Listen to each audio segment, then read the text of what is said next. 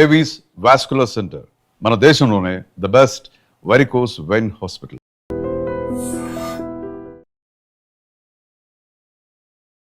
నమస్తే అండి, నేను డైటీషియన్ సౌమ్య. డయాబెటీస్ అనగానే, మధుమేహ వ్యాధి అనగానే అందరికీ ఒకలాంటి భయం ఉంటుంది. ఆహారంలో చాలా జాగ్రత్తలు పాటించాలని ఉంటుంది, కానీ అంత ఈజీగా కూడా ఉండదు. ఎందుకంటే ఆహారం మనం చిన్నప్పటి నుండి, మనం పుట్టినప్పటి నుండి మనకు అలవాటైన ఒక పద్ధతి. సో ఆహారంలో మార్పులు అన్నది అంత తేలికగా కూడా ఉండదు. ముఖ్యంగా మన సౌత్ ఇండియాలో వైట్ రైస్ అన్నది, అంటే అన్నం తినలేదు అంటే అది మనం ఉపవాసం కిందే లెక్కేస్తాము, లేకపోతే అసలు ఏమీ తినలేదని కూడా లెక్కేస్తాం. సో ఈ వైట్ రైస్ నిజంగా అంత డేంజరా? వైట్ రైస్ తింటే నిజంగా అంత షుగర్ పెరుగుతుందా? ఇది మనం ఇవాళ వీడియోలో చూద్దాం.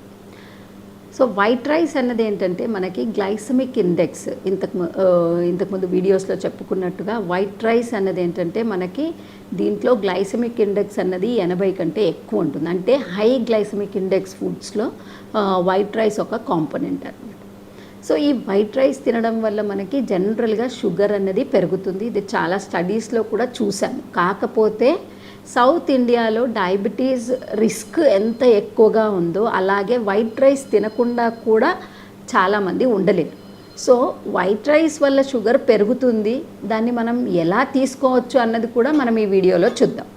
అంటే హాని చేస్తుంది, షుగర్ పెరుగుతుంది, కాకపోతే అలవాటును మార్చుకోవడం కూడా కష్టంగా ఉన్న వాళ్ళు చాలామంది ఉంటారు. సో అలాంటి వాళ్ళకి కొన్ని చిన్న ట్రిక్స్ అండ్ టిప్స్ చూద్దాము. వాటి వల్ల వైట్ రైస్ తిన్నా కూడా మనం ఎలా షుగర్ మేనేజ్ చేసుకోవచ్చు అన్నది చూడొచ్చు. సో జనరల్గా వైట్ రైస్ అంటే ఇంతకు ముందు జనరేషన్స్ చూస్తే గనక వాళ్ళకి ఎక్కువ ఇంత పాలిష్ చేసిన బియ్యం ఉండేది కాదు. వాళ్ళు కొంచెం పొట్టుతో తినేవాళ్ళు. సో మనకి ఇప్పుడు బ్రౌన్ రైస్ కానీ లేకపోతే ఇలాంటివి దొరుకుతున్నాయి కదా, అలా తినేవాళ్ళు అనమాట. సో దానితో ఇప్పుడు ఇది కంపేర్ చేస్తే పైన పొట్టంతా వెళ్ళిపోతుంది కాబట్టి దీని గ్లైసమిక్ లోడ్ కూడా పెరిగిపోతుంది. ఇంకొకటి ఏంటంటే అది అంత సాఫ్ట్గా కుక్ అయిపోతుంది కాబట్టి దానివల్ల కూడా మన తిన్న తర్వాత షుగర్ అన్నది ఎక్కువ అయిపోతుంది. సో ఈ తిన్న తర్వాత షుగర్ ఎప్పుడైతే ఎక్కువైతుందో డయాబెటీస్ వల్ల వచ్చే కాంప్లికేషన్ రిస్క్ కూడా అంతే పెరిగిపోతుంది. సో మనం తినే ఆహారంలో మితంగా తినడం ఎంత ముఖ్యమో, అందులో ఆ మిత ఆహారంలో కూడా ఎలాంటి పదార్థాలు తింటున్నాము, ఏ కాంబినేషన్లో తింటున్నాము అన్నది కూడా ఇంపార్టెంటే. ఈ మధ్యకాలంలో జరిగిన ఒక స్టడీలో ఏం చూశారంటే, వైట్ రైస్ మనం బియ్యం కడిగి ఆ నీళ్ళు తీసేసిన తర్వాత ఆ నీళ్ళు తీసేయడం, గంజిలాగా వార్చుకొని తినడం వల్ల కూడా కొద్దిగా అంతగా షుగర్ పెరగదు. రెండోది, రాత్రి వండింది ఫ్రిడ్జ్లో పెట్టేసి నెక్స్ట్ డే తినడం వల్ల కూడా రెసిస్టెన్స్ స్టార్చ్ అన్నది ఇంప్రూవ్ అయ్యి దానివల్ల కూడా మనకి షుగర్ అన్నది అంతగా పెరగదు. కాకపోతే ఈ రెండిట్లో మీరు గమనించాల్సింది ఏంటంటే క్వాలిటీ ఇంప్రూవ్ అవుతోంది, కానీ క్వాంటిటీ కూడా ముఖ్యమే.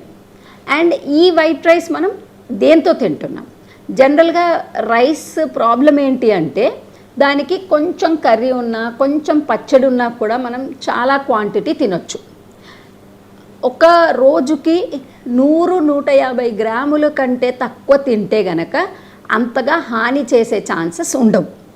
కానీ మనం 150 గ్రాములు, 100 గ్రాములు, అంటే ఇది మళ్ళీ మన హైట్ వెయిట్ని బట్టి కూడా ఉంటుంది, మన డైలీ ఇంటేక్ని బట్టి కూడా ఉంటుంది. సో అబౌవ్ 100 గ్రామ్స్ తీసుకోవడం వల్ల కూడా ఒక మీల్లో ఎస్పెషల్లీ దీనివల్ల కూడా మనము షుగర్ లెవెల్స్ బాగా పెరగడం చూస్తాం. So quantity important first. రెండోది వచ్చేసి క్వాలిటీ. ఇప్పుడు మనం ఈ వైట్ రైస్ని ఏ కాంబినేషన్లో తింటున్నాం అన్నది కూడా ఇంపార్టెంట్. సో సపోజ్ మనము ఈ వైట్ రైస్ అన్నది పచ్చడి ఆర్ ఓన్లీ పెరుగు ఆర్ ఓన్లీ కొద్దిగా కూర వేసుకొని తింటే కనుక షుగర్ తొందరగా పెరుగుతుంది. సో అదే ఈక్వల్ అమౌంట్ ఆఫ్, అంటే ఎంత అన్నం ఉందో అంత కూర అంతే పప్పు కూడా వేసుకొని తింటే కనుక అంత షుగర్ లెవెల్ పెరిగే ఛాన్సెస్ ఉండవు. సో ఇవన్నీ కూడా ఒక లెక్క అయితే individual response of the body కూడా ఇంపార్టెంటే. సో అందుకని వైట్ రైస్ తినొచ్చు, కాకపోతే లిమిట్గా తినడం అన్నిటికంటే ముఖ్యం. లేదు మానేయగలుగుతాము అంటే ఆ వైట్ రైస్కి మనకి ఈక్వలెంట్గా కొర్రలు, రాగులు, సమలు, జొన్నలు ఇలాంటి తృణధాన్యాలు ఏవైతే ఉన్నాయో ఇవన్నీ కూడా వైట్ రైస్ బదులుగా వీటిని అన్నంలాగా వండుకొని కూడా మనం తీసుకోవచ్చు. వీటి వల్ల ఏంటంటే గ్లైసమిక్ లోడ్ అన్నది కొంచెం కంట్రోల్ చేసే ఛాన్సెస్ ఎక్కువగా ఉంటాయి. తర్వాత వైట్ రైస్తో జనరల్గా మనం ఇంకా ప్రిపరేషన్స్ కూడా చేస్తుంటాం. సో అలా ప్రిపరేషన్స్ చేసినప్పుడు కూడా కాంబినేషన్ ఏదైతే చేస్తామో అలా తీసుకోవడం వల్ల కూడా మనకి షుగర్ లెవెల్స్ని కంట్రోల్ చేసే ఛాన్సెస్ ఎక్కువగా ఉంటాయి. ప్లస్ ఈ వైట్ రైస్ ఏదైతే ఉందో వీటిని మనం ఎంత లిమిటేషన్గా వాడుకుంటే మన ఆరోగ్యానికి అంత మంచిది. సో దట్ షుగర్ కంట్రోల్ అన్నది కూడా మన చేతుల్లో ఉంటుంది.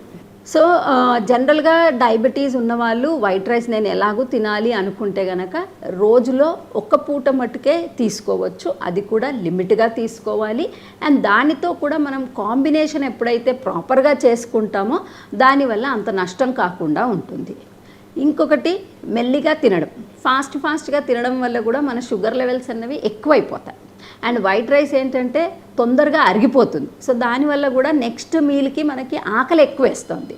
సో మనం ఎప్పుడైతే సరైన కాంబినేషన్లో తీసుకుంటామో అప్పుడు ఈ ఆకలి అన్నది కంట్రోల్ అవుతుంది. ఆ కంట్రోల్ అయినప్పుడు మనకి తిన్న తర్వాత షుగర్ కూడా మన కంట్రోల్లో ఉంటుంది. సో అందుకని వైట్ రైస్ తింటే కనుక క్వాంటిటీ ఆఫ్ దాంతో తినే పప్పు కానీ, కూరగాయలు కానీ, ఆకుకూరలు కానీ ఏవైతే ఉన్నాయో వాటిని పెంచి ఈ బియ్యం శాతం తగ్గిస్తే గనక, అన్నం శాతం తగ్గిస్తే గనక అది షుగర్ వాళ్ళకు కూడా ఆరోగ్యానికి చాలా మంచిది. షుగర్ వాళ్ళకే కాకుండా ప్రీ డయాబెటీస్ అంటాం కదా, షుగర్ వచ్చే రిస్క్ ఎక్కువ ఉన్న వాళ్ళకు కూడా ఆరోగ్యానికి చాలా మంచిది. డయాబెటీస్, మధుమేహ వ్యాధి అనగానే అందరికీ ఆహారం అన్నది ఎంత ఇంపార్టెంటో తెలుసు. డయాబెటీస్, మధుమేహ వ్యాధి ఒకసారి వచ్చింది అంటే గనక అది మనతో సావాసం ఉండాల్సిందే జీవితాంతం. సో దీన్ని మనం ఒక మంచి సావాసం చేయాలి అంటే గనక మన ఆరోగ్యంలో మనం తీసుకోవాల్సిన జాగ్రత్తలు చాలా ముఖ్యం. ఈ జాగ్రత్తలన్నీ కూడా మనం తీసుకునే ఆహార పదార్థాలు, మన జీవన శైలిని బట్టి డయాబెటీస్ వల్ల వచ్చే కాంప్లికేషన్స్ ఏవైతే ఉంటాయో వాటిని మనం ప్రివెంట్ చేసుకోవచ్చు. ముఖ్యంగా డయాబెటీస్లో ఏంటంటే గుండె జబ్బులు కానీ, నరాలకు సంబంధించి కానీ, మూత్రపిండాలకు సంబంధించి కానీ ఇవి ఎక్కువగా రిస్క్ ఫ్యాక్టర్స్ చూస్తాం. ఒకటి అన్కంట్రోల్డ్ షుగర్స్ వల్ల ఉండొచ్చు, లేదు డ్యూరేషన్ ఆఫ్ డయాబెటీస్ అంటే చాలా సంవత్సరాలైంది షుగర్ వచ్చి కానీ కంట్రోల్ లేదు, లేదా సరిగ్గా మనం మేనేజ్ చెయ్యట్లేదు, ఇలాంటి వాళ్ళకి మనం కాంప్లికేషన్స్ ఎక్కువగా చూస్తాం. సో ఈ డయాబెటీస్ వాళ్ళు ఎలాంటి ఆహారం తినాలి అన్నది ఎప్పుడు ఒక పెద్ద క్వశ్చన్ మార్క్. అన్నీ మనకి తెలుసు, అన్నీ చాలా వాటిల్లో చూస్తూ ఉంటాము, కానీ ఎప్పుడు ఒక కన్ఫ్యూజన్ అన్నది ఉంటుంది. అంటే టూ మచ్ ఆఫ్ ఇన్ఫర్మేషన్ వల్ల కూడా మనకి కొంచెం కన్ఫ్యూజన్ అన్నది ఎక్కువగా ఉంటుంది. సో ఇప్పుడు మనం ఇక్కడ ఫ్రూట్స్ గురించి చూద్దాం. జనరల్గా డయాబెటీస్ అనగానే పండ్లు తినొద్దు అన్నది ఒక కాన్సెప్ట్ ఉంటుంది. ఎందుకు తినొద్దు, ఏమి తినాలి అన్నది మనం చూద్దాం.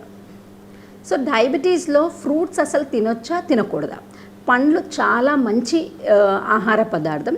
అది దాంట్లో ఉన్న డిఫరెంట్ కలర్స్ ఏవైతే ఉంటాయో, ఆ రంగురంగులు ఏవైతే ఉంటాయో ఇవన్నీ కూడా ఫైటో ఆక్సిడెంట్స్ అంటాము, ఫైటోకెమికల్స్ అంటాం. ఈ ఫైటోకెమికల్స్ ఏవైతే ఉన్నాయో ఇవన్నీ కూడా మన శరీరంలో రోగ నిరోధక శక్తిని పెంచుతుంది. ప్లస్ మనకి సెల్యులర్ లెవెల్లో అయ్యే డ్యామేజ్ని తగ్గించడానికి హెల్ప్ చేస్తుంది. సో ఈ ఇంత విలువైన పదార్థాలు ఉన్న, పోషకాలు ఉన్న పండ్లను ఈ మధుమేహ వ్యాధి ఉన్నవాళ్ళు తీసుకోవాలా వద్దా? సో మధుమేహ వ్యాధి ఉంది కదా, వీళ్ళకి కొన్ని మాత్రమే రెస్ట్రిక్టెడ్ ఉంటాయి, అన్ని పండ్లు మానేయాల్సిన అవసరం లేదు.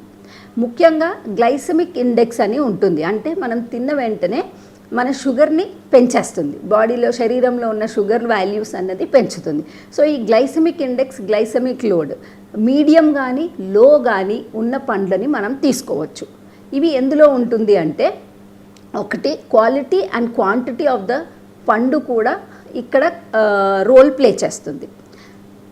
సో జామకాయ, బొప్పాయి, కర్బూజా, పుచ్చకాయ, తర్వాత కివి, డ్రాగన్ ఫ్రూట్, ఇలాంటివన్నీ కూడా గ్లైసెమిక్ ఇండెక్స్ మీడియం టు లోలో ఉంటాయి. సో ఈ ఫ్రూట్స్ మనం తీసుకోవచ్చు.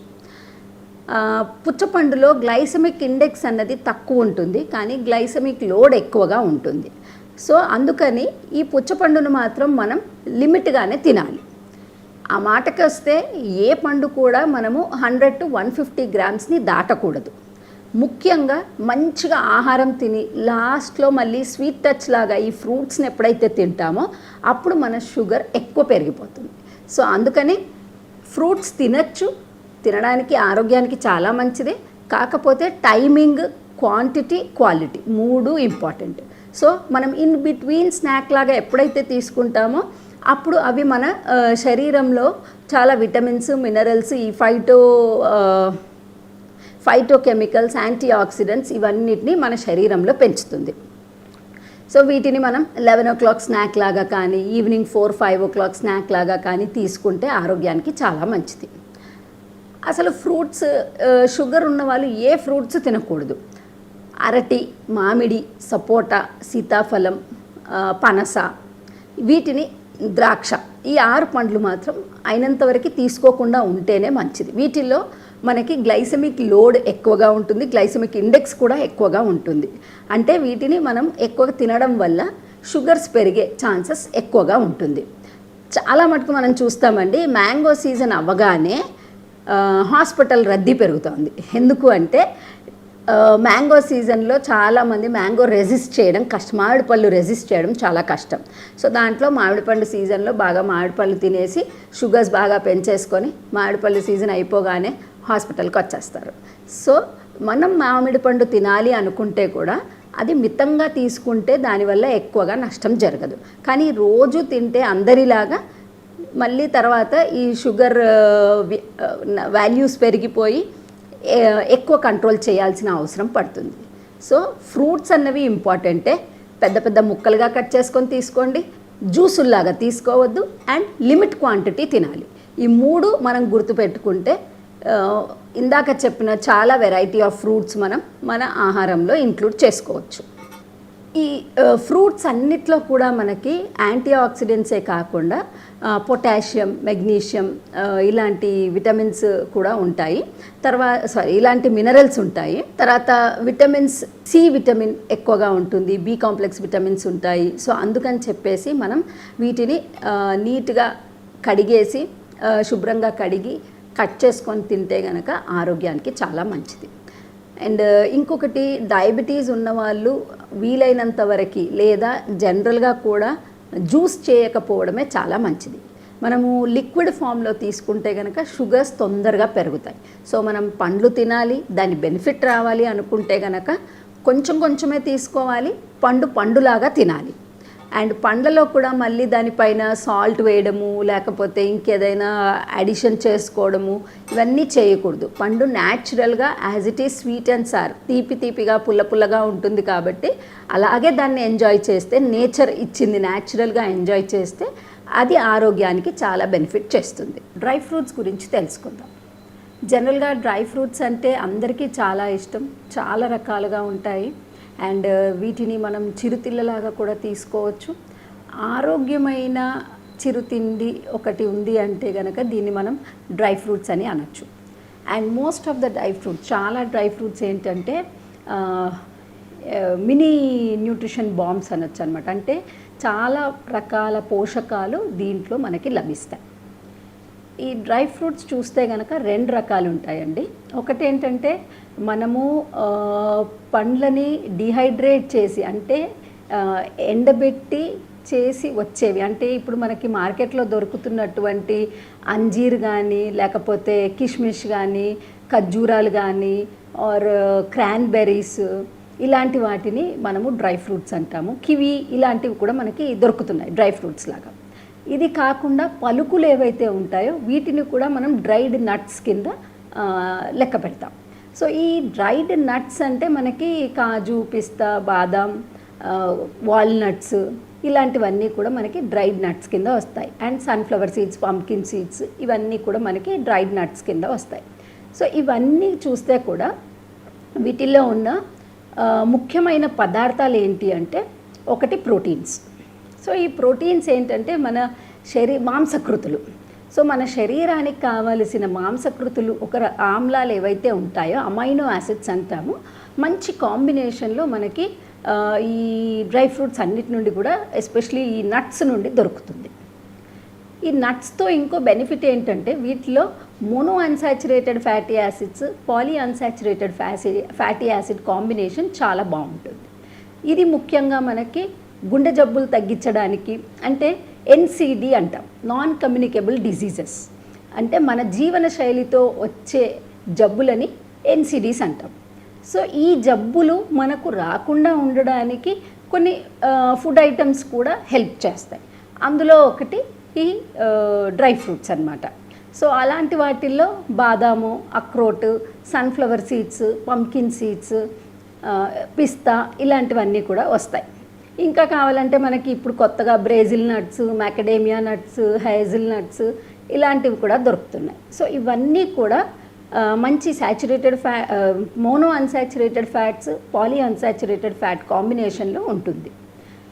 తర్వాత వీటిల్లో మినరల్స్ కూడా చాలా బాగుంటాయి.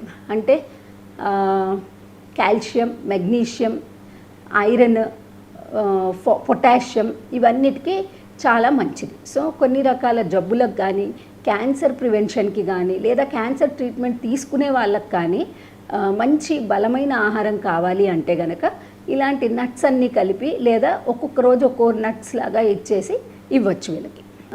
తర్వాత ఈ నట్స్ అన్నీ కూడా అందరూ తినచ్చు, కాకపోతే కొన్ని డిజీజ్ కండిషన్స్లో, కొన్ని జబ్బుల్లో కొంచెం రెస్ట్రిక్షన్ అన్నది ఉంటుంది. సో మంచివి కదా అని మనం ఎక్కువగా తినడానికి లేదు. ప్రతిదీ కూడా ఇప్పుడు ఫ్రూట్స్ అంటే డ్రైడ్ ఫ్రూట్స్ ఏవైతే మనం ముందు చెప్పుకున్నామో అదొక 30 గ్రాముల వరకే తీసుకోవడం మనకి ఒక సర్వింగ్ కిందికి వస్తుందన్నమాట. ఈ నట్స్ కూడా ఒక 15 to 20 గ్రామ్స్ తీసుకోవచ్చు. అంటే ఒక 5 to 6 నట్స్ ఒక రోజుకి మనం తినచ్చు. అంత మాత్రం మనకది సేఫ్టీ అన్నమాట. అంటే దానివల్ల వచ్చే నష్టం ఏమీ ఉండదు. ప్లస్ దానివల్ల ఈ ఒమేగా 3 ఫ్యాటీ యాసిడ్స్ లాంటివి కానీ, లేకపోతే ఈ మెగ్నీషియం, పొటాషియం, ఫాస్ఫరస్ లాంటి మినరల్స్ ఏవైతే ఉన్నాయో ఇవి మనకి బాగా లభిస్తుంది. ముఖ్యంగా చూస్తే పిల్లలకి ఆరోగ్యానికి చాలా మంచిది. ఈవెన్ పెద్దవాళ్ళకు కూడా ఎక్కువ మటుకు వాళ్ళు ఎక్కువ ఆహారం తినలేరు కాబట్టి ఇలాంటి వాటిని మనం పౌడర్ చేసి ఇస్తే గనక, పాలల్లోనో లేకపోతే ఫ్రూట్ పైన చల్లి ఇస్తే గనక వాళ్ళకి క్యాలరీ డెన్స్ అంటాం కదా, అలాగా బాగుంటుంది. అండ్ పిల్లలు నట్స్ తినడం ఎక్కువగా ఇష్టపడరు కాబట్టి స్మూదీ లాగా లేకపోతే చిక్కీ లాగా ఇవి సాయంత్రం స్నాక్స్ కిందికి ఇస్తే గనక వాళ్ళకి చాలా టేస్టీగా ఉంటుంది. అట్ ద సేమ్ టైం తినడానికి ఇష్టపడతారు. సో ఇలా మనము డ్రై ఫ్రూట్స్, డ్రై నట్స్ మన ఆరోగ్యంలో మనం రెగ్యులర్గా తినే ఆహారానికి ఒక ఫుడ్ ఐటమ్ లాగా రెగ్యులర్గా తింటే ఆరోగ్యానికి చాలా మంచిది. ఈ డ్రై ఫ్రూట్స్ ఇంకొకటి, ఇవి ఆరోగ్యానికి చాలా మంచిదని చెప్పేసి మనం చాలామందిని ఈ మధ్యలో ప్రతి ఒక్కరి ఇంట్లో కూడా అన్ని రకాల నట్స్ అన్నది పెట్టుకుంటున్నాము. కానీ టైంకి తింటున్నామా లేదా అన్నది కూడా ఇంపార్టెంట్. సో వీటిని మనం ఎలా తీసుకుంటున్నాము, ఎప్పుడెప్పుడు తింటున్నాము, ఇవన్నీ కొద్దిగా మనము చూడొచ్చు. సో ఈ డ్రై ఫ్రూట్స్ ఏవైతే ఉన్నాయో వీటిని జనరల్ నార్మల్ పర్సన్ మాత్రం, అంటే ఏ జబ్బు లేని వాళ్ళు రోజు ఏదో ఒక వెరైటీ లాగా ఎర్లీ మార్నింగ్ అయినా తీసుకోవచ్చు, లేకపోతే ఈవినింగ్ అయినా కూడా వాళ్ళు స్నాక్ లాగా తీసుకోవచ్చు. అండ్ పిల్లలకి మటుకు స్నాక్ బాక్స్ ఉంటుంది కదా, 11 o'clock snacks are 10 o'clock snacks స్కూల్కి ఈ నట్స్ అన్నది ఇస్తూ ఉంటే కనుక వాళ్ళకి ఒక రెగ్యులర్ హ్యాబిట్ అయిపోతుంది. సో ఈ హ్యాబిట్ వల్ల ఏంటంటే వాళ్ళు యాజ్ దే ఆర్ గ్రోయింగ్, అంటే ఎదుగుతున్న కొద్దీ వాళ్ళకు కూడా కొంచెం మంచి అలవాట్లు తినడంలో హెల్ప్ చేస్తుంది. ప్లస్ ఇంకొకటి, ఈ నట్స్ సాల్టెడ్ కానీ లేకపోతే షుగర్ కోటెడ్ కానీ ప్రిఫర్ చేయొద్దు. లేదా ఇప్పుడు మనకి ఎక్కువ మటుకు పెరి సాల్ట్ అని అలాగా వెరైటీగా వస్తున్నాయి. బట్ అవన్నీ అలా ఫామ్లో తింటే గనక ఎక్సెస్ సాల్ట్, ఎక్సెస్ షుగర్ మళ్ళీ మన డైట్లో యాడ్ అయిపోతుంది. సో అలా కాకుండా ఫ్రెష్గా రాగా ఉన్నవి తీసుకుంటే, లేదా నానబెట్టి తింటే, ఈ 2 విధాలుగా ఎలా తిన్నా కూడా ఆరోగ్యానికి చాలా మంచిది. అండ్ ముఖ్యంగా ఆఫీస్కి వెళ్ళే వాళ్ళు, ఈ కేటగిరీ ఆఫ్ పీపుల్ ఏంటంటే వీళ్ళకి టైం కన్స్ట్రెయింట్ చాలా ఉంటుంది. సో ట్రావెల్ ఎక్కువ ఉన్న వాళ్ళు ఒక చిన్న బాక్స్లో వాళ్ళు హ్యాండ్ బ్యాగ్లో వేసేసుకున్నారనుకోండి ఆర్ కార్లో ట్రావెల్లో పెట్టుకుంటే కనుక ఇన్ బిట్వీన్ టైంలో ఒక సిగ్నల్ పడ్డప్పుడు కానీ లేకపోతే ట్రావెల్ చేసేటప్పుడు కానీ ఒక 5-6 నట్స్ తినేస్తే ఆ రోజు వాళ్ళు తినాల్సిన అమౌంట్ తీసేసుకున్నట్టు అవుతుంది. అండ్ ఇలా వాళ్ళకు కూడా మంచి పోషక ఆహారం ఒక టైం అయినా తిన్నట్టుగా ఉంటుంది. అండ్ వీటిని జనరల్గా అలా రాగా తింటేనే ఆరోగ్యానికి చాలా మంచిది. లేదు పిల్లలు అలా తీసుకోవట్లేదు, చిన్నప్పటి నుండి మనం అలవాటు చేయాలి అనుకుంటే కనుక వీటిని మనం కర్రీస్లో గ్రేవీస్ లాగా కూడా యాడ్ చేయొచ్చు. పిల్లలకు కానీ లేకపోతే పెద్దవాళ్ళకి కానీ కొంచెం టమాటో ఆనియన్తో పాటు కొద్దిగా గ్రేవీ ఈ ఏదైనా మెలన్ సీడ్స్ కానీ సన్ఫ్లవర్ పంకిన్ సీడ్స్ కానీ యాడ్ చేస్తే omega-3 ఫ్యాటీ యాసిడ్స్ కొద్దిగా క్వాంటిటీ వాళ్ళకి ఇంప్రూవ్ అవుతుంది. సో ఈ విధంగా మనం ఆరోగ్యమైన ఆహార పదార్థాలని మన రొటీన్ డయట్లో ఇంక్లూడ్ చేస్తే గనక మంచి స్కిన్ టోన్, మంచి హెయిర్ అండ్ కార్డియాక్ డిసీజెస్ లాంటి వాటిని ప్రివెంట్ చేసుకోవడానికి హెల్ప్ చేస్తుంది.